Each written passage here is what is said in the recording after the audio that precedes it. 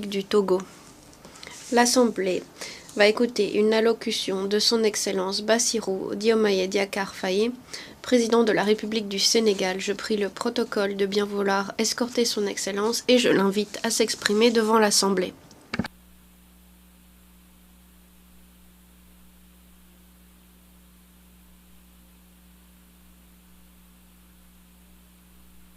Président de l'Assemblée générale, Mesdames, Messieurs les chefs d'État et de gouvernement, Monsieur le secrétaire général, Madame la secrétaire générale adjointe, Mesdames, Messieurs, distingués invités.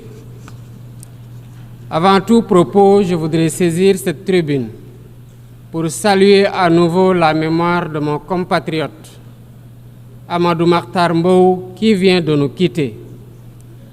Ancien directeur général de l'UNESCO, de 1974 à 1987, il fut un homme d'État émérite et un fervent acteur panafricain de la lutte pour les indépendances. Je félicite M. Philomène Yang pour son élection à la présidence de cette Assemblée générale des Nations unies, ainsi que son prédécesseur, pour sa contribution à la mise en œuvre de notre agenda commun. À travers vous, je formule mes vœux de succès dans la conduite de nos travaux. Je salue également l'engagement constant du secrétaire général Antonio Guterres, dont les efforts pour promouvoir la paix, la dignité humaine et le multilatéralisme sont plus que jamais nécessaires. Le Sénégal renouvelle son plein soutien à sa mission en ces temps de turbulence mondiale. En prenant la parole aujourd'hui, je suis habité d'une conviction profonde: l'unité dans la diversité est la clé pour garantir le développement durable et la dignité humaine pour tous, partout dans le monde. Ce thème de la présente session, qui guide nos discussions, nous invite à repenser nos responsabilités collectives et à nous assurer que les principes fondamentaux des Nations unies, définis il y a près de 8 décennies, continuent de porter la promesse d'un monde plus juste et plus équitable. Mesdames, Messieurs, nous vivons dans un monde troublé, où les principes de la Charte des Nations unies, qui prônent l'égalité, la justice et le respect des droits humains, sont chaque jour mis en mal. Les conflits s'étendent, les inégalités se creusent et les crises climatiques aggravent la vulnérabilité de millions de personnes à travers le monde. De surcroît, nous assistons à une remise en cause inquiétante du multilatéralisme, à un moment où l'humanité en a le plus besoin. Le monde doit se regarder en face, sans complaisance. Les valeurs que nous avons juré de défendre sont piétinées dans plusieurs régions du globe. Que l'on soit à Gaza, à Tel Aviv, à Dakar ou ailleurs, chaque être humain est porteur de cette égale dignité, une dignité qui transcende les frontières, les cultures et les appartenances religieuses. C'est notre devoir à tous de veiller à ce que cette dignité soit protégée et respectée pour chaque être humain, sans exception. Ce devoir est l'essence même des Nations unies. Pourtant, nous constatons chaque jour que le droit international, ciment de la paix mondiale, est souvent violé. Des résolutions adoptées par cette Assemblée sont ignorées. En tolérant ces violences répétées, nous foulons aux pieds les principes de la Charte des Nations unies et sapons les fondements même de cette maison de la paix. Jamais les fondements des Nations unies n'ont autant vacillé qu'en ces temps de violence et de peur et d'incertitude. Si nous voulons éloigner le spectre de la guerre et œuvrer à l'avènement d'un monde meilleur, alors il est temps de changer les paradigmes. Il est temps de remettre l'humain au centre de l'agenda international comme nous y invite le thème de cette session. Monsieur le Président, Mesdames, Messieurs, nous ne voulons plus fermer les yeux sur la tragédie qui se déroule dans le Sahel. Des groupes terroristes sèment la terreur, pillent, tuent les populations civiles innocentes.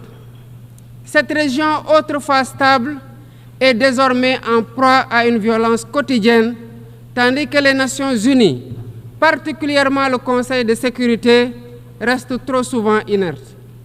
De même, nous ne pouvons pas accepter que le Sahel devienne le théâtre de rivalités de puissances étrangères dont les affrontements ne font qu'aggraver la déstabilisation de la région. Je dois rappeler ici que la paix et la sécurité de l'Afrique sont indissociables de la paix mondiale. Il est impératif que le Conseil de sécurité remplisse pleinement son rôle de garant de la stabilité internationale. J'exprime à nouveau la préoccupation du Sénégal face à la situation tragique qui perdure en Palestine. Des générations entières y ont grandi sous l'ombre de l'oppression, privées de leur droit fondamental à un État viable. Le Sénégal, en tant que président du Comité pour l'exercice des droits inaliénables du peuple palestinien, appelle à un cessez-le-feu immédiat et durable. Nous réitérons notre soutien à la solution des deux États, avec Jérusalem-Est comme capitale de la Palestine, conformément aux résolutions pertinentes des Nations Unies. Cette guerre qui n'épargne ni femmes, ni enfants, ni infrastructures vitales est une plaie ouverte sur la conscience internationale.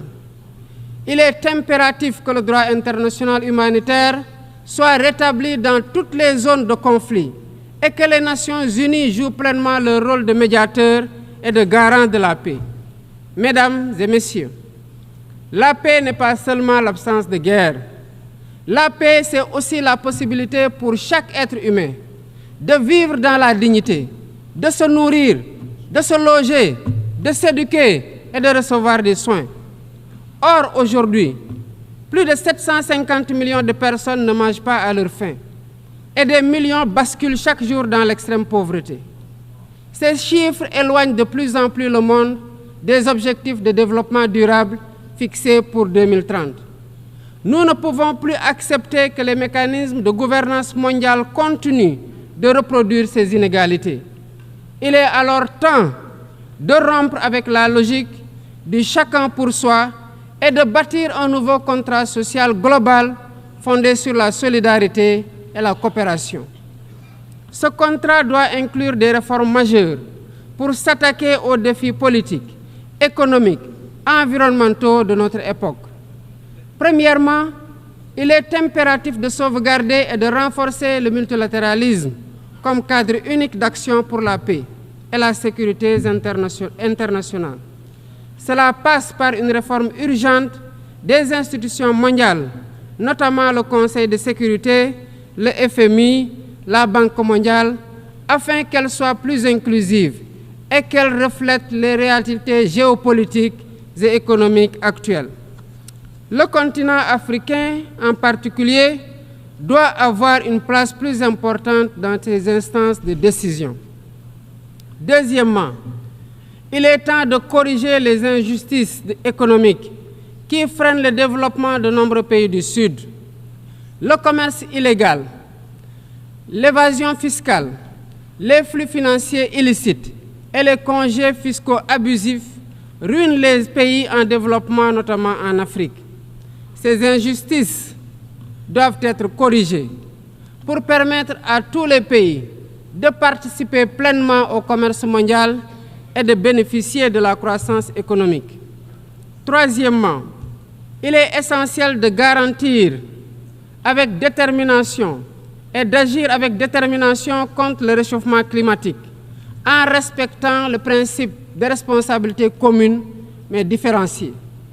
Les pays industrialisés responsables historiques des émissions massives de gaz à effet de serre doivent intensifier leurs efforts pour financer une transition énergétique juste et équitable qui ne pénalise pas les pays en développement.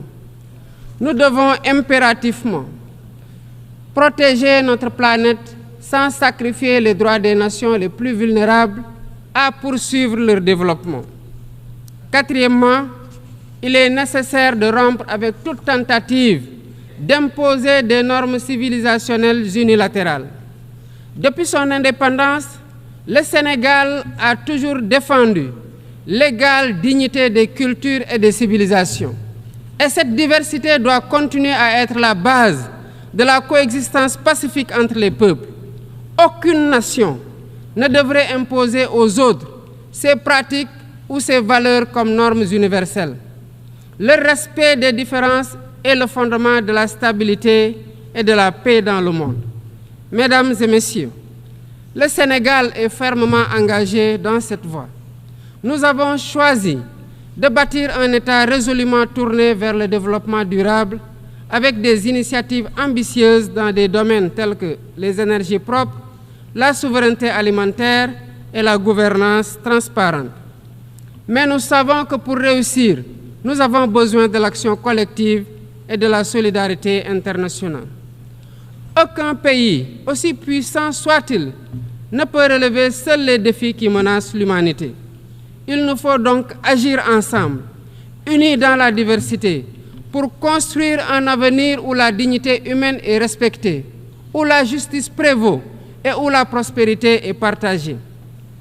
C'est par la coopération et le respect mutuel que nous surmonterons les crises qui secouent notre monde.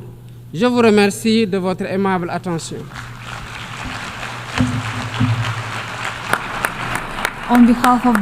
Au nom de l'Assemblée, je remercie le président de la République du Sénégal.